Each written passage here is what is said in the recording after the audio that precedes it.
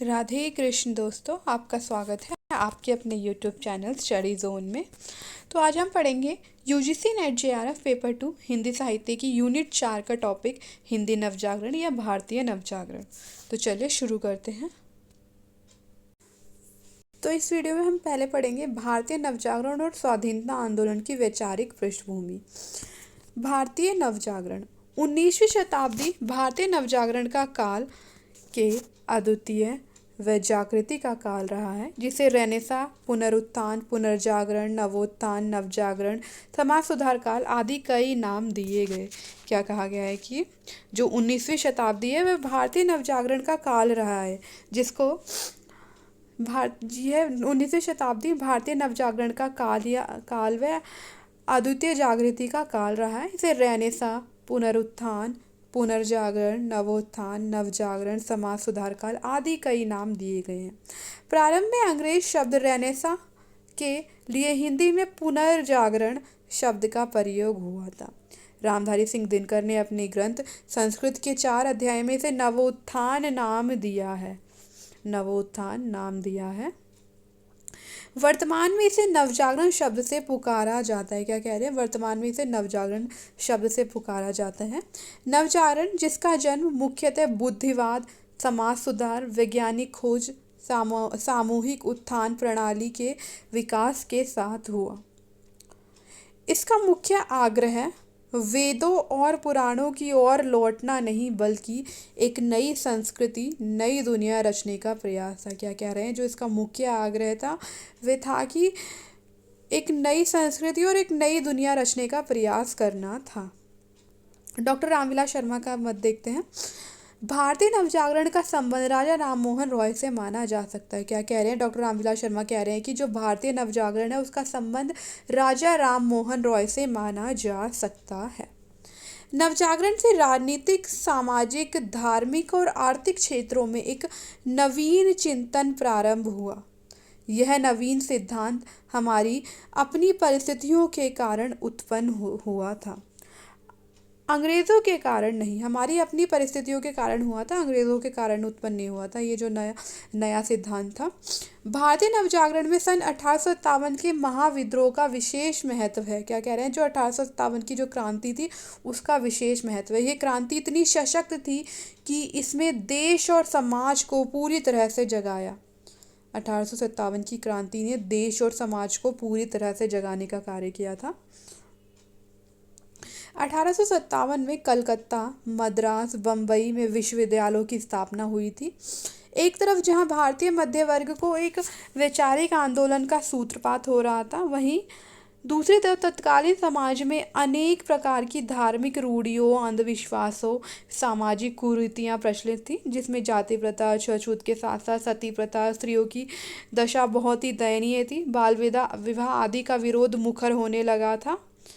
क्या कह रहे हैं कि 1857 में तो एक तरफ तो कलकत्ता और मद्रास, मुंबई वगैरह में विश्वविद्यालयों की स्थापना हो रही थी, वहीं दूसरी तरफ समाज की जो धार्मिक जो प्रथाएं थी, जो रूढ़ियाँ थी, वो बहुत प्रचलित थी और इनका जो है विरोध होना शुरू हो गया था। शिक्षित लोगों में जो नवीन वैचारिक चेतना व जागृति आई, इसके परिणाम स्वरूप इन सभी धार्मिक रूढ़ियों, अंधविश्वासों, सामाजिक कुरीतियों के विरोध में आवाज़ उठी। इस प्रकार उत्पन्न नवीन चेतना तथा जागृति और उसके प्रणेताओं के विचार, कार्यकलापों तथा प्रयासों के फलस्वरूप विभिन्न प्रकार के सुधार आंदोलनों का उदय हुआ, जिसे समग्र रूप से आधुनिक भारतीय नवजागरण कहा गया। क्या कह रहे हैं कि इसी दौरान जो भारत में जो प्रथाएं मौजूद थी उन सब के विरुद्ध एक आवाज़ उठने लगी थी, उन सब का विरोध होना शुरू हो गया था और इसको ही जो है भारत में नवजागरण की शुरुआत कहा गया था।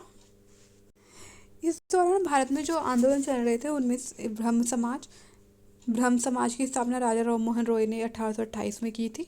इसका जो उद्देश्य था वह सती प्रथा का अंत करना था, बाल विवाह का विरोध करना था, स्त्री चेतना का विकास करना था। भारतीय भाषा के जनक राजा राममोहन रॉय हैं। क्या कहा है कि भारतीय भाषा के जो जनक हैं वो राजा राममोहन रॉय हैं। भारतीय नवजागरण के अग्रदूत हैं राजा राम मोहन रॉय को भारतीय नवजागरण का अग्रदूत भी कहा गया है। इसके साथ ही ब्रह्म समाज की स्थापना हुई थी। इसके जो स्थापक थे वो आत्माराम पांडुरंग इसके संस्थापक थे ब्रह्म प्रार्थना समाज के। महादेव गोविंद रनाड़े इसके संपादक थे और ये 1867 में इसकी स्थापना हुई थी। रामकृष्ण मिशन स्वामी विवेकानंद ने 1857 में इसकी स्थापना की थी। थियोसॉफिकल सोसाइटी ये मैडम ब्लावत्स्की ने 1875 ईस्वी में इसकी स्थापना न्यूयॉर्क में की थी। भारत में 1907 में एनी बेसेंट ने नेतृत्व में थियोसॉफिकल सोसाइटी का गठन किया था। भारत में जो है थियोसॉफिकल सोसाइटी का जो गठन है वो एनी बेसेंट ने किया था 1907 में। डॉक्टर रामस्वरूप चतुर्वेदी कहते हैं कि नवजागरण दो संस्कृतियों की टकराहट से उत्पन्न रचनात्मक ऊर्जा है। क्या कहा है? रामस्वरूप चतुर्वेदी कहते हैं कि जो नवजागरण है वो दो संस्कृति कौन सी? एक भारतीय संस्कृति और एक पश्चिमी संस्कृति, दो संस्कृतियों की टकराहट से उत्पन्न रचनात्मक ऊर्जा है। नवजागरण को प्रभावित करने वाले तत्व हैं, पहला शिक्षा, फिर व्यापारिक नीति, मिशनरियों का आगमन, मिशनरी आ गए थे जिन्होंने ईसाई धर्म का प्रचार प्रसार किया था, संप्रदायवादी नीति, प्रेस का विकास, पाश्चात्य संस्कृति और सामाजिक कुरीतियाँ, ये सारे तत्व नवजागरण को प्रभावित करने वाले हैं। देखते हैं आगे। राजा राम मोहन रॉय ने भारत में व्यक्तिगत पत्रकारिता का भी शुरुआत की थी। 1821 में बंगाली पत्रिका संवाद कौमुदी का व 1822 में अल अकबर फारसी अखबार की स्थापना की। ये दोनों पत्री भारतीय नवजागरण के संदेशवाहक कहे जाते हैं। क्या कहा? भारतीय नवजागरण के संदेशवाहक किसको कहा गया? एक तो संवाद कौमुदी को और दूसरा अल अकबर पत्रिका को। इन आंदोलनों का प्रभाव प्रेमचंद पे पड़ा और स्वयं प्रेरित होकर प्रेमचंद ने एक विधवा स्त्री से विवाह किया था। भारत इस 1857 की क्रांति के टाइम के भारत में जो कुरीतियाँ फैली हुई थी, बाल विवाह, सती प्रथा, इस सब का विरोध होने लगा था और इन्हीं आंदोलन से प्रभावित होकर प्रेमचंद ने भी एक नई पहल करी और उन्होंने एक विधवा स्त्री से विवाह किया। इन सभी आंदोलनों से स्वाधीनता आंदोलन की सूत्रपात हुआ। क्या कहा? कि इन्हीं सभी आंदोलनों से जो स्वाधीनता आंदोलन था उसका सूत्रपात हुआ। हिंदी नवजागरण ब्रिटिश की शोषण और दमनकारी प्रतिक्रिया से उत्पन्न सांस्कृतिक टकराहट का ही परिणाम था नवजागरण। क्या कहा है? कि जो ब्रिटिशों की जो शोषण और दमनकारी प्रतिक्रिया थी उनसे जो है उत्पन्न सांस्कृतिक टकराहट का ही परिणाम नवजागरण है, जिसे भारतीय इतिहास में 1857 की क्रांति के नाम से जाना जाता है। 1857 की क्रांति के नाम से जाना जाता है। 1857 के इस प्रथम संग्राम में देश की स्वाधीनता के लिए भारतीय जनता नए बदलाव की ओर अग्रसर हुई। 1857 के संघर्ष से पैदा हुई इस नवीन चेतना को डॉक्टर रामविलास शर्मा भारतीय नवजागरण का गोमुख माना है। डॉक्टर रामविलास शर्मा ने भारतीय नवजागरण का गोमुख माना है। वास्तव में नवजागरण सामाजिक, सांस्कृतिक एवं धार्मिक जीवन में व्यापक परिवर्तन और सुधार की एक प्रक्रिया थी। क्या कहा है? कि जो नवजागरण है वह सामाजिक, सांस्कृतिक और धार्मिक जीवन में एक व्यापक परिवर्तन और सुधार की प्रक्रिया थी। भारत में नवजागरण की चेतना सर्वप्रथम बंगाल में प्रस्फुटित हुई और देखा जाए तो बंगाल नवजागरण में ही भारतीय नवजागरण की मुख्य भूमिका निभाई है। क्या कह रहे हैं? कि जो बंगाल में जो सर्वप्रथम जो नवजागरण की जो विस्तार हुआ वो बंगाल में हुआ और इस बंगाल के नवजागरण ने ही भारतीय नवजागरण में मुख्य भूमिका निभाई है। बंगाल से रेनेसां की लहर धीरे धीरे अन्य राज्यों की ओर बढ़ रही थी, जिसका प्रभाव सबसे पहले महाराष्ट्र, तमिलनाडु, केरल, गुजरात, पंजाब और अंततः हिंदी भाषी क्षेत्रों तक पहुंचा। क्या कहा है? कि जो नवजागरण है उसकी शुरुआत तो बंगाल से हुई थी और धीरे धीरे ये हिंदी भाषी क्षेत्रों में भी पहुंचा। नवजागरण में दो धारा जागृति का मुख्य वाहक बनी। कौन सी? एक तो अंग्रेज़ों व उनके शासन का विरोध करने वाली और दूसरी भारतीय सामाजिक सुधार की गतिविधियों की प्रवाहमान। देश के अन्य भागों में उठने वाली इस प्रकार की लहर से हमारा उत्तर भारत भी अछूता ना रह सका। इन्हीं क्षेत्रों में उठने वाली नवजागरण की लहरों को हिंदी नवजागरण की संज्ञा दी जाती है। हालांकि बंगाल व महाराष्ट्र की तुलना में उत्तरी भारत या यूँ कहें कि हिंदी क्षेत्र में नवजागरण की चेतना देर से आई, क्योंकि हिंदी भाषी क्षेत्र में कोई बंदरगाह नहीं थे जिससे व्यापारिक गतिविधियां तीव्रता से पनपती। मिशनरियों की वैसी सक्रियता उत्तर भारत में नहीं थी जितनी जिसकी प्रक्रिया यहाँ के लोगों में कोई प्रेरणा उत्पन्न कर पाती। ब्रिटिश साम्राज्यवाद का तीखा और 1857 की राज्य क्रांति का हमलावर प्रतिरोध अकेली ऐसी घटना थी हिंदी क्षेत्र को बुरी तरह छिन्न भिन्न किया, जिसने हिंदी क्षेत्र को बुरी तरह से छिन्न भिन्न कर दिया। मिशनरियों की वैसी सक्रियता उत्तर भारत में नहीं थी जिसकी प्रतिक्रिया यहाँ के लोगों को में कोई प्रेरणा उत्पन्न कर पाती। ब्रिटिश साम्राज्यवाद का तीखा और 1857 की राज्य क्रांति का हमलावर प्रतिरोध अकेली ऐसी घटना थी जिसने हिंदी क्षेत्र को पूरी तरह से छिन्न भिन्न किया। रामविलास शर्मा कहते हैं कि हिंदी नवजागरण मूलतः बुद्धिवाद व रहस्यवादी का विरोध रहा है। क्या कहा है कि बुद्धिवादी और रहस्यवादी का विरोध रहा है।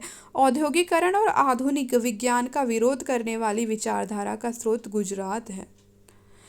आगे देखते हैं। सर्वविदित है कि बंगाल नवजागरण का सारत्व बुद्धित्व था, वहीं हिंदी नवजागरण आरंभ से ही प्रगतिशीलता व साम्राज्यवाद विरोधी था। क्या कहा है कि जो हिंदी नवजागरण है वो प्रारंभ से ही प्रगतिशीलता और साम्राज्यवाद विरोधी था। हिंदी क्षेत्र में रूढ़िवाद व कलहवाद की जड़ें सबसे ज़्यादा गहरी थी।